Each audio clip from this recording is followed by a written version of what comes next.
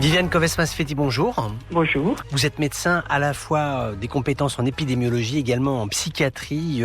Est-ce que vous pouvez nous expliquer aujourd'hui qu'est-ce que l'on appelle exactement un variant ? On sait que ça vient du Covid-19, mais exactement quelle est cette substance qui inquiète tant les épidémiologistes ?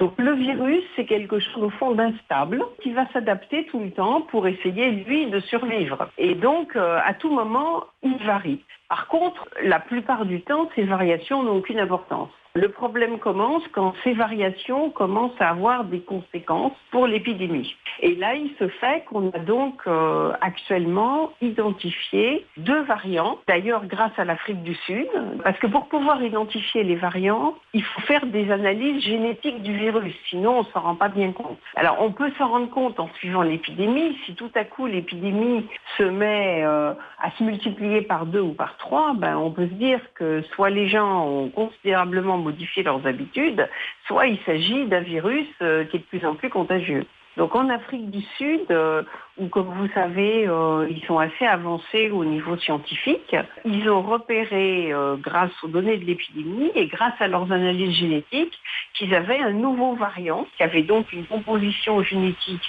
un peu différente et qui faisait qu'il était beaucoup plus contagieux. Mais ce variant qui a été découvert en Afrique du Sud, est-il similaire à celui qui est actuellement en train de sévir en Grande-Bretagne ? Non, mais le fait qu'ils aient trouvé ce variant et dont ils ont informé la communauté internationale a fait que les Britanniques se sont mis à rechercher, parce que comme vous avez compris, pour réaliser qu'il y a des variants, il faut faire des analyses génétiques, ce que tous les pays ne font pas. Et donc les Britanniques, qui eux sont aperçus aussi que l'épidémie avait l'air de s'accélérer dans le Kent, se sont mis à rechercher un variant et en ont trouvé un autre, qui n'est pas le même.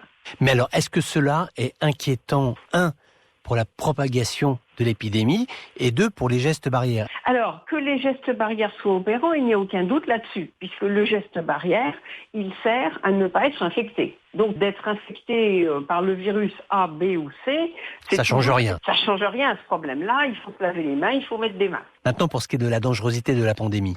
Alors, il y a 2 choses qui, en fait, sont paradoxalement différentes. Le virus anglais est probablement 2 fois plus contagieux que le Covid qu'on connaissait. Et le virus africain est encore plus contagieux que le virus anglais. Par contre, le virus anglais n'est pas plus virulent, c'est-à-dire que vous soyez malade du virus anglais ou du virus habituel, vous avez la même chance d'avoir une maladie bénigne ou sévère. C'est pas la question. Il faudrait presque mieux un virus plus mortel qu'un virus plus contagieux. Parce que si on fait des extrapolations numériques, il y a plus de morts avec un virus plus contagieux qu'un virus plus mortel mais moins contagieux. Vous comprenez ce que je veux dire ? Absolument. Dans quelle mesure ce que vous nous décrivez là, est-ce que cela va perturber ou pas l'opération mondiale de vaccination des populations, ceci avançant à des rythmes divers selon les pays, les sociétés, le choix de vaccins, le choix de stockage des vaccins, les capacités sanitaires qui sont à disposition de ces pays pour administrer le vaccin? Est-ce que ces variants vont perturber ce process vaccinal qui est en cours? Pour l'instant, les variants ne sont pas disséminés dans le monde entier. Enfin, par exemple, je vois en France, d'où je vous parle, effectivement, on a 2 foyers du variant anglais, qui sont d'ailleurs des patients anglais qui sont venus séjourner en France. Ils sont à peu près circonscrits. Il n'est pas d'une évidence totale que le variant anglais, peut-être pour vous qui êtes en Afrique, le variant d'Afrique du Sud est peut-être plus proche, mais il n'est pas évident d'ailleurs que les pays soient submergés par ces variants. Juste pour être sûr de bien comprendre, ces variants ne vont pas réduire l'efficacité présumée des vaccins qui sont ou qui vont être administrés. Alors évidemment, c'est la question que tout le monde pose depuis le début. Les vaccinations qui sont proposées aujourd'hui, c'est quand même un spectre assez large. Je pense que le parallèle le moins angoissant à faire est celui avec le vaccin contre la grippe.